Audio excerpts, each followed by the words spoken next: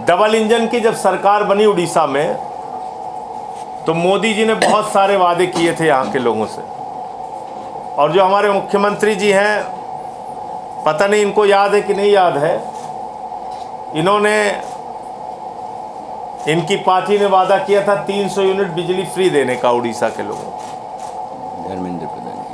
धर्मेंद्र प्रधान जी जो हमारे शिक्षा मंत्री हैं, उन्होंने भी कहा था।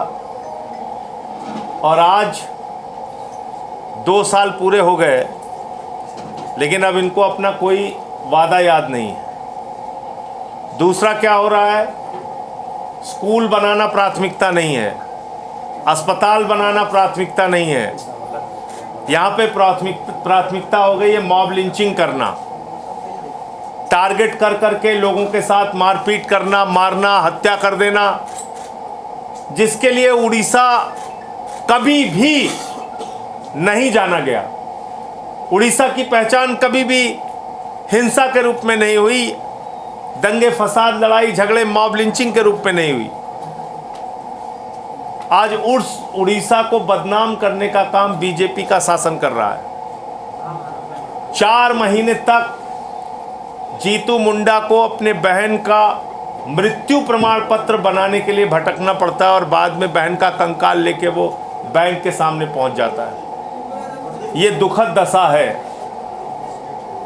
बिजली के नाम पे स्मार्ट मीटर आ गया है, जो एक लूट मीटर है। अनाप शनाप उसमें बिजली का बिल आता है।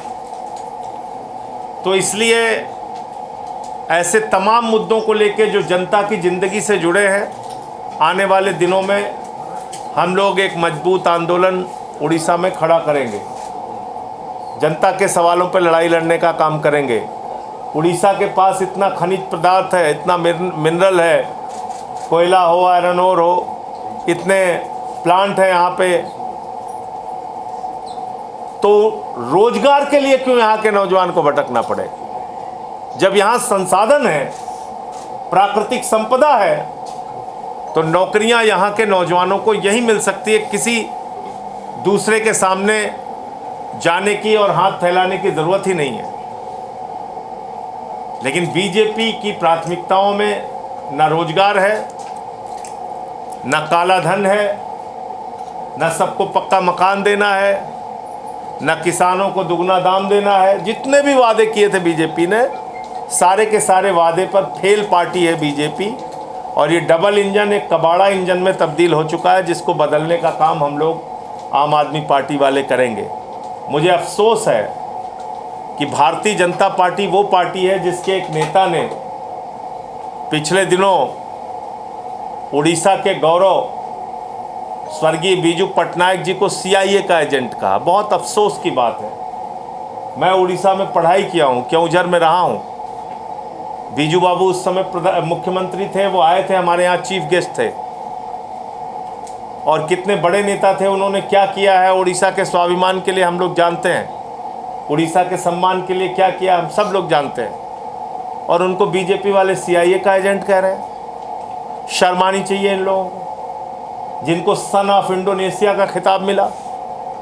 वो शख्स जिन्होंने पाकिस्तान और भारत की लड़ाई के समय में हमारे अधिकारियों को कश्मीर के बॉर्डर पे पहुंचाया,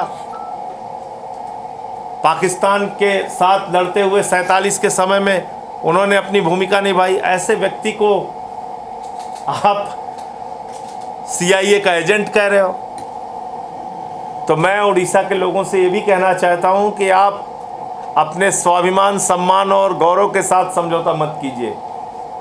ये डबल इंजन की सरकार जहाँ कहीं भी आपको चोट पहुँचाने का काम करे, सड़कों पर उतरिए और लड़िए। क्योंकि आज चुनाव को कई प्रकार से हाईजैक भी किया गया है। हमने बंगाल में देखा चुनाव हाईजैक हुआ SIR के नाम पे। हमने बिहार में देखा हाईजैक हुआ चुनाव SIR के नाम पे। हमने दिल्ली में देखा मंत्रियों के घरों पर वोट बने हुए थे, 30-30, 35-35 वोट। हमने केजरीवाल जी के कॉन्स्टिट्यूंसी में देखा 40,000 वोट काट दिए गए थे और 4,000 वोट से वो चुनाव हार गए। हरियाणा में घपला देखा, कर्नाटक में घपला देखा, महाराष्ट्र में घपला देखा।